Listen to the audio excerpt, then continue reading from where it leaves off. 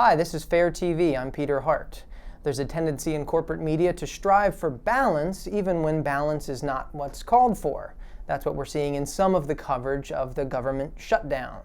The simplest way to put it is this: the Republican-controlled House is passing bills. The Democratically controlled Senate keeps rejecting them. I think both sides have just staked out a very extreme position, portraying the other side as full of ill will and anger and extreme and uncompromising. But the idea that both sides are at fault is totally misleading. The Republican House could hold a vote on a spending bill that would fund the government without defunding or undermining Obamacare. Congressional observers say it would pass if House Speaker John Boehner would allow it to come up for a vote. But Boehner won't do that. Instead, he is pursuing a strategy that is unprecedented in the extreme. Now, pointing this out would challenge the media to declare that one side is more responsible for the crisis than the other. And that's something establishment media are loath to do, preferring to report that everyone's behaving badly and both sides are pointing fingers. There's nothing that promotes political irresponsibility more than the knowledge that whatever you do, the media will blame both sides. Some of the worst media habits in covering climate change, the bogus balance of scientists and climate change deniers, the false claim that warming has stopped, these are things we're not seeing much anymore. But that doesn't mean they're gone. Take the September 26th CBS Evening News. Just a glance at the headline on the CBS website lets you know that something's a little bit off.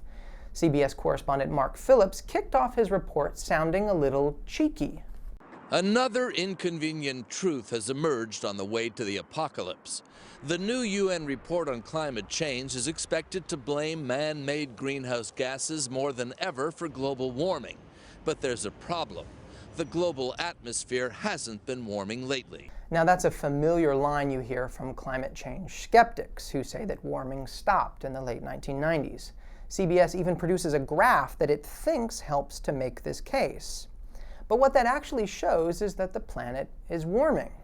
And if you look at temperature data a different way, you can see temperature increases every decade since the 1950s. So CBS framed its report around a totally misleading factoid. But then they turned to a scientist to explain that most of the recent warming is going into the ocean. I guess they deserve credit for correcting a misimpression they gave to their own viewers. But then Phillips refers to an apparent pause in global warming, that thing that he just sort of explained wasn't really happening. And he moves on to portray this as giving climate change deniers ammunition. He then, perhaps for balance, closes the report by interviewing one such climate change skeptic. He finishes off by telling viewers that the debate over climate change is about to heat up. Let's hope the debate is more informed than this report. And finally, there's been plenty of corporate media coverage lately expressing astonishment that Iranian President Hassan Rouhani has said that Iran isn't interested in developing nuclear weapons. Here's NBC anchor Brian Williams. This is all part of a new leadership effort by Iran, suddenly claiming they don't want nuclear weapons. What they want now is talks and transparency and goodwill. Now, the idea that this is a sudden change is just wrong. Iran has been saying the same thing for years. In fact, Iran's previous president said the very same thing to an NBC reporter named Brian Williams. Here's Williams explaining what Mahmoud Ahmadinejad told him. It was clear he'd done his homework on the U.S. He hit us with a lot of facts, most of them right. He said, quote, "We are not working to manufacture a bomb," said it more than once and declaratively. And finally, Matt, loosely paraphrase one of the comments he gave us today. On the bomb front, he said nuclear weapons are so 20th century. This was a new stance that we witnessed here today in Tehran. So Iran's sudden change in 2013 was exactly what it had said in 2008. And if we go back 2 years prior, you can see the same Brian Williams interviewing the same Iranian president who also told him this.